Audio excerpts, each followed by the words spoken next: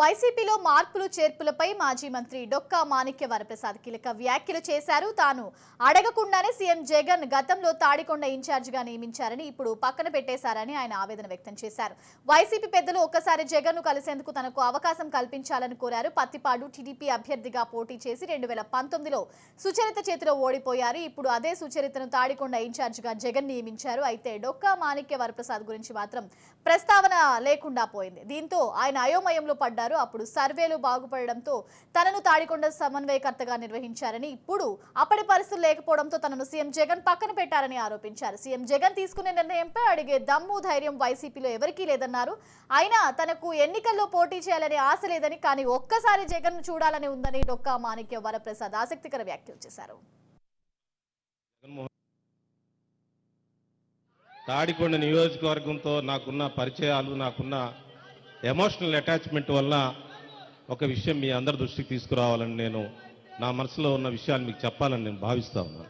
నేను 2019లో ప్రత్తిపాడులో ఓడిపోయిన తర్వాత నేను ఒక రాజీనామా పత్రాన్ని సమర్పిస్తూ దానిలో కొన్ని విషయాలు మెన్షన్ చేశాను. భవిష్యత్తులో ఎన్నికల రాజకీయాలకు నేను తట్టుకోలేను, నేను ఆర్థికంగా చితికిపోయాను, భవిష్యత్తులో ఎన్నికల రాజకీయాలకు నేను వెళ్ళనని చెప్పాను.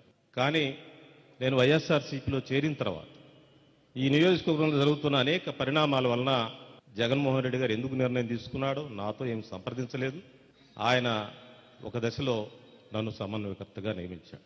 ఆగస్టు 19వ తారీఖు నన్ను సమన్వయకర్తగా నియమిస్తే మళ్ళీ 24వ తారీఖు అంటే వారం రోజుల్లో నీకు సర్వేల్లో వ్యతిరేకత వచ్చింది, లేకపోతే నీకు ఏదో కొత్త ఒపీనియన్ నెగిటివ్ ఉంది, ఆగిపోమని చెప్పాను. అదేం సార్, నేను రమ్మన్నానా, నేను అడిగానా?